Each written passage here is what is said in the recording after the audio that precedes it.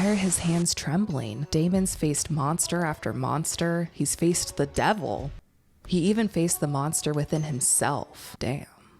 Let's run away and get married, she giggles softly in his ear. Whatever you want, Bon Bon, he says almost deliriously. So the next one I'm going to read is from Buffy the Vampire Slayer. Again, I watched some of Buffy, but again, it was when I was younger, so I don't know the overarching plot super well. I don't know all the names. I might recognize some as I'm reading, but let's give it a go. He wasn't lurking. Lurking implied he wasn't welcome, right? And seeing as he was welcome, sort of, and he still hadn't been disinvited yet, and furthermore, since they'd had that moment on her porch steps, he was obviously not unwelcome. So, not lurking, just looking.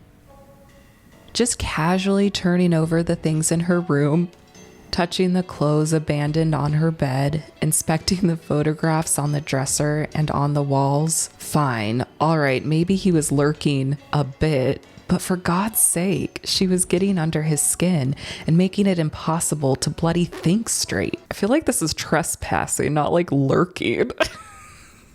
Breaking and entering. He couldn't sleep. All appetite out the sodding window. Even a spot of violence didn't distract him for anywhere near long enough, especially not when she'd show up all gorgeous blonde hair and giant sparkly green eyes and peppy snarky comments that made him so fucking hard it was unbearable. He had to do something other than smoke endlessly whilst following her about like a pathetic love-drunk puppy. Being in her room helped a little. It was like Buffy nicotine. Being in her room helped a little. It was like a Buffy nicotine patch. He could breathe her in and chase her scent on the pretty pink sweater she hadn't had a chance to put away yet, and pretend for a moment that she was his in the same way he was hers now. He squeezed the cashmere in his hands as he mooched about, finding his way over to her closet. It made him ache.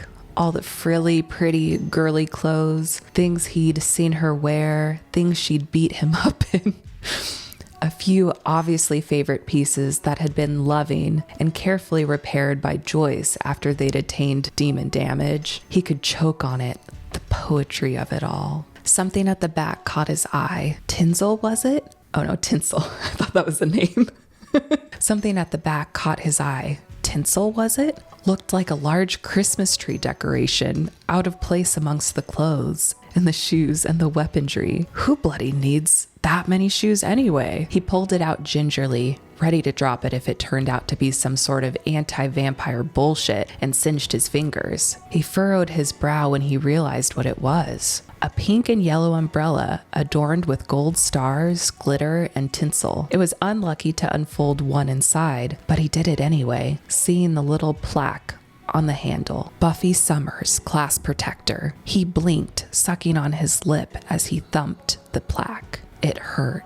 He couldn't quite figure out why it hurt. Perhaps it was because it was so small. Oh, I thought the plaque hurt. He meant it hurt his heart. Perhaps it was because it was so small, so insignificant. After everything she'd done, everything she continued to do, girl deserved a fucking statue in the center of town. National holiday, probably. She deserved more than this, than all of this, than him. He took a deep breath in, nostrils flaring as he pinched his eyes shut. He could try harder, could do more. Maybe he could find a way through the sewers to the hospital, sweep her off her feet by showing up with a bit of friendship and support if nothing else. The front door clicked shut and he froze. Buffy? A voice called from downstairs. Fucking hell, that's just what he needed. Riley Finn finding him here, prowling about in Buffy's things. He closed the umbrella, guess it really is unlucky, and shut it, and himself in Buffy's closet, keeping as still and quiet as possible, listening to the heavy military marching footsteps clomping towards him up the stairs. Okay, I didn't realize this was a multiple part series. I thought that's where it ended, and I was like, what happens? So since this one is a multiple part series, I'm going to leave you guys on a cliffhanger on this one, and I'm going to read more parts later. So we'll see what happens. I'm into this one. Like, I want to keep reading, but I want to get to the other one for this video. But like the writing style, I'm excited to see what happens with this one. I didn't realize that this was like a multiple part one. So we have 9 little mini chapters. So to be continued. This next one is a One Tree Hill fanfic. And One Tree Hill, that is my show. Just from when like the main characters are in it, I haven't watched, I don't think, any of the new seasons or newer seasons. I don't even know if they're new anymore at this point, but I love One Tree Hill. And so I didn't realize that with fan fiction like this, that these are like whole books, some of them. So I didn't realize that this one is 100. So we're not going to read all 100 right now, but we will read the first one. Dang, this was written in 2010 when like One Tree Hill was still, I think, was it still going at that time? I don't remember. Anyway, okay, let's get to it. It started like any other morning at the Scott house. Haley was still in bed, not wanting to get out of the plush covers that currently wrapped around her small frame, and Nathan was going through his normal routine in the bathroom.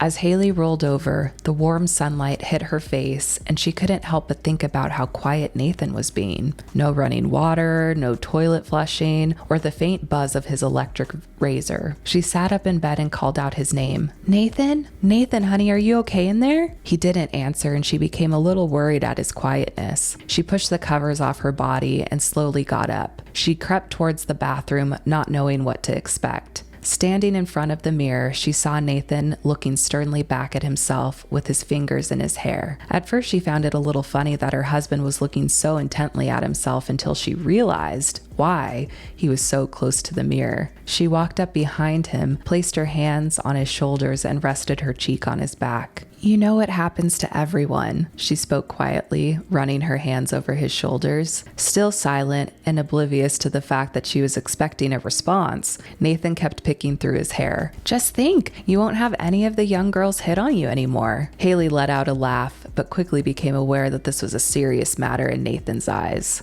Again, no response. No quick laugh at her previous joke or a mere shoulder shrug, nothing. Haley rubbed her hands from his shoulders down his arms, and it was then that he acknowledged her presence. Nathan turned around so he was facing her, and she could tell he was visibly upset. Okay, let me see if I can channel. I feel like I got Haley's voice pretty good. I don't know, we'll have to see when I watch it back, but that felt like Haley's voice to me. Let's see if I can get Nathan's. Okay, let's try it. I'm not even 35 yet, Hales. At this rate, I'm gonna be white-headed by the time I'm 40. They just popped up. I didn't notice them yesterday. His face crinkled with worry, and he stared back at Haley. Honey, it's fine. A couple gray hairs are not going to be the end of the world. Trying to reassure her husband that everything was going to be okay, Haley tried to be the voice of reason.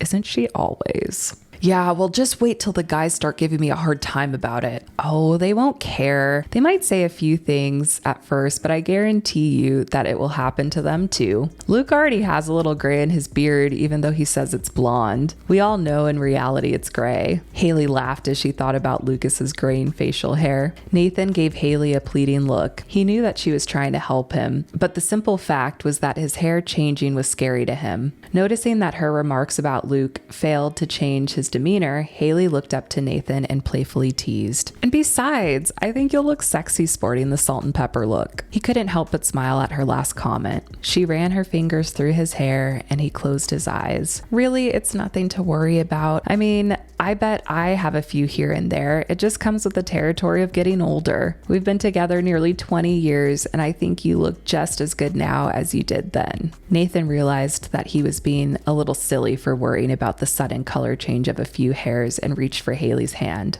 20 years, huh? Almost. And I really don't care if your hair turns white tomorrow or if it all falls out. I won't care if you turn out to be as bald as Whitey was. I won't. As long as you are a good husband and a good father, nothing else matters. He smiled and leaned down and kissed her softly. Haley smiled as their lips parted. But if you really wanted to change it, you could always go out for a new endorsement deal. Former NBA star Nathan Scott as the new face of Just for Men. I can see it now. Laughing, she hugged him tighter. Ha ha ha, very funny. He knew she was kidding, but the idea of endorsing Just for Men had him laughing.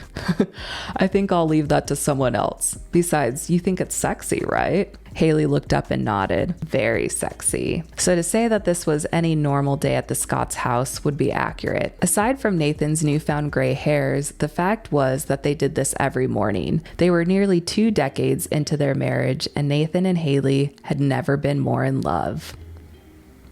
All is right in the world. Seemingly, time had changed them from their young, vibrant selves, but was time necessarily a bad thing? To Nathan and Haley, time was a friend, and they welcomed it with open arms. It started out like any other morning in the Scott house, and ended like every morning in the Scott house. All right, what did we think? That one felt like easier to read, probably because like I watched the show a lot, so I could kind of embody the characters like a bit easier and kind of could keep with the voices. I think I kept with the voices. So yeah, that was really fun. I really enjoyed doing that. Comment below, should I keep going? Do you guys want to find out what happens with Buffy the Vampire Slayer one? Do you want to find out what happens with the One Tree Hill one? I definitely want to make this, I think, like a segment where I do a little bit every so often. So comment below if you want to hear more. And make sure you subscribe. And if you liked this, give it a thumbs up. And I'll see you in my next video. Bye.